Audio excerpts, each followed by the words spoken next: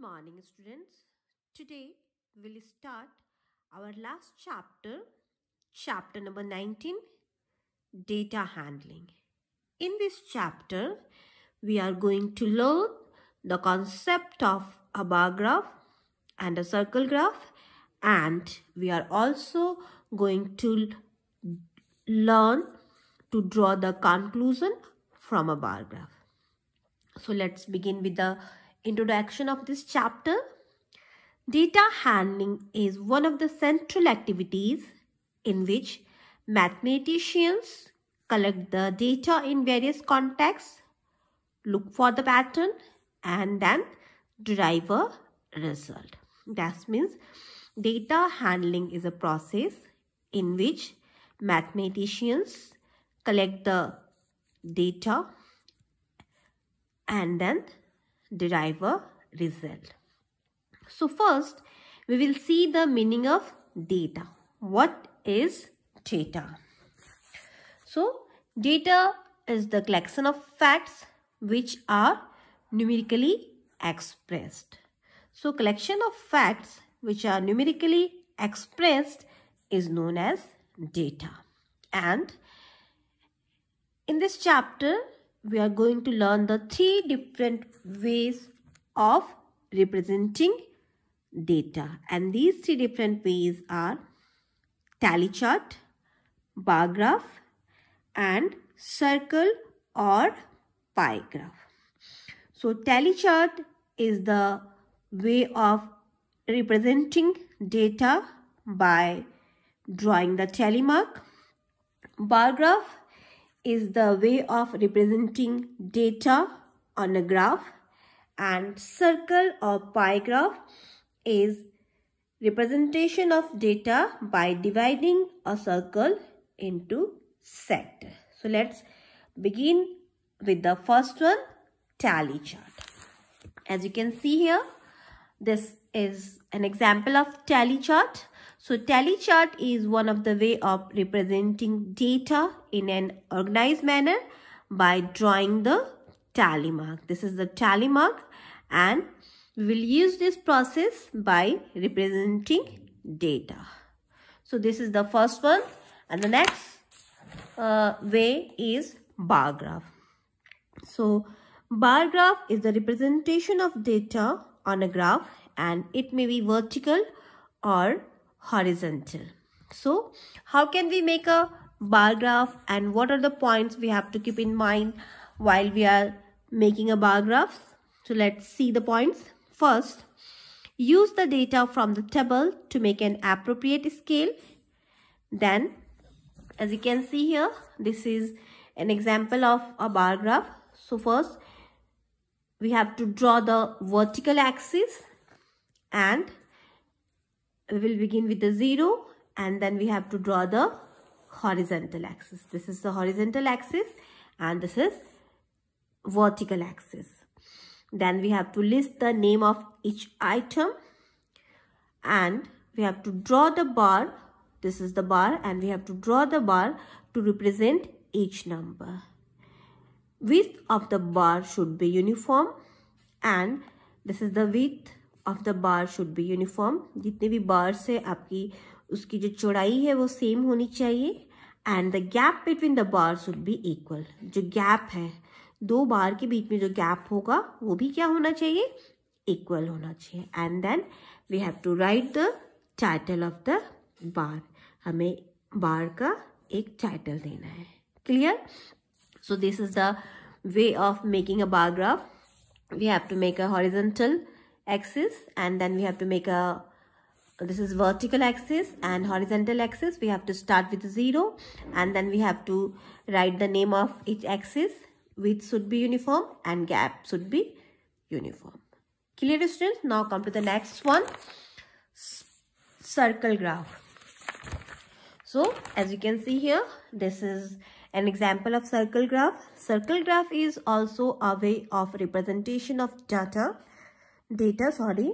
and in this circle graph, the data is representing by dividing a circle into sector.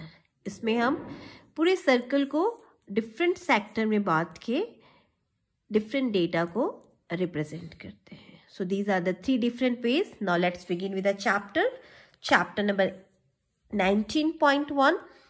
We'll start with the question number 1.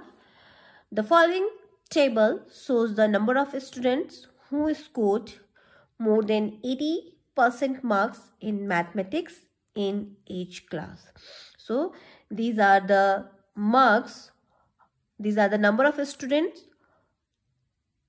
who obtained the marks more than 80%, and this is the class, and we have to draw a bar graph. So let's see how we will start it. It's exercise 19.1, question number 1. So first we'll draw an horizontal vertical axis, and then we will draw a horizontal axis. Okay students, suppose this is the class and this is the number of students.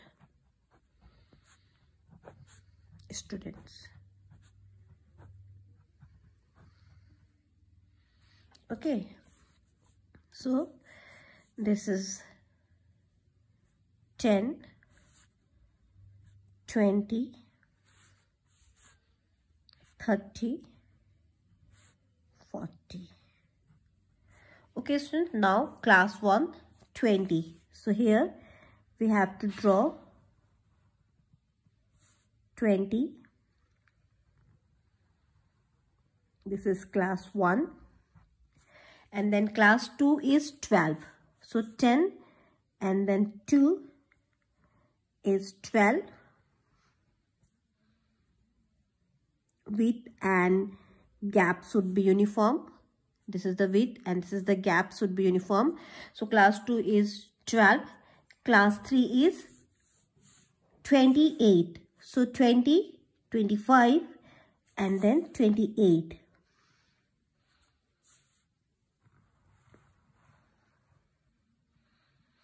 So class 3 is 28. Then class 4 is 16. Okay, so class 4, 10, 5, 15 and then 16.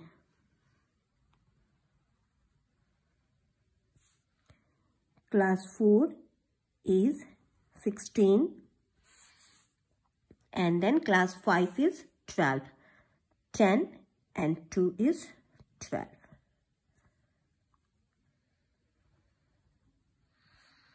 So this is class 5. So this is our bar graph.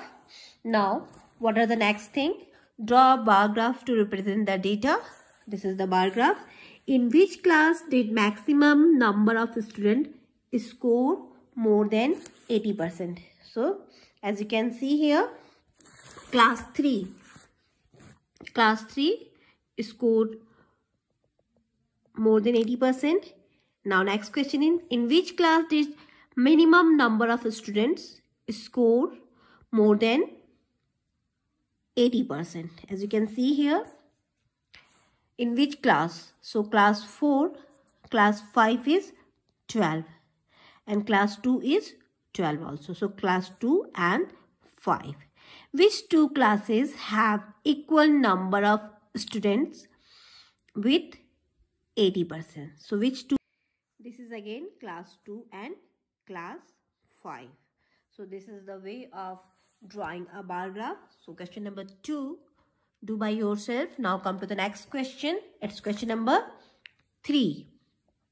Look at the graph and answer the following questions. So bar graph is given here and you have to write the answer of these given questions. So what are these questions?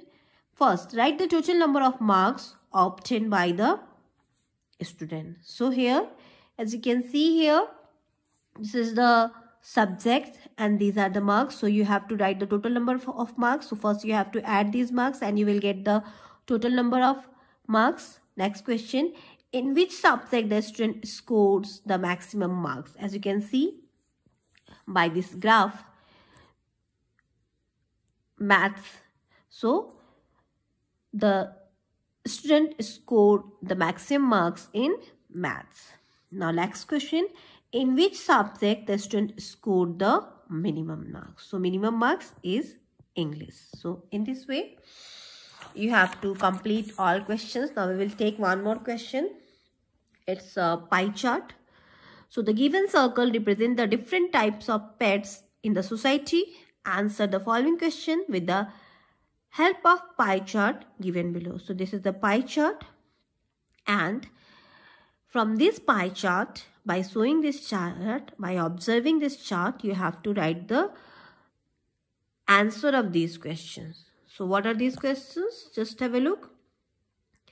Which is the most popular pet? As you can see here, this is the dog, cat, fish, parrot and rabbit. And by the diagram it's clear, dog is the most popular pet.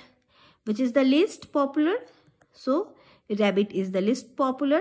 And which two pets are equally popular? So fish and parrot are the equally popular.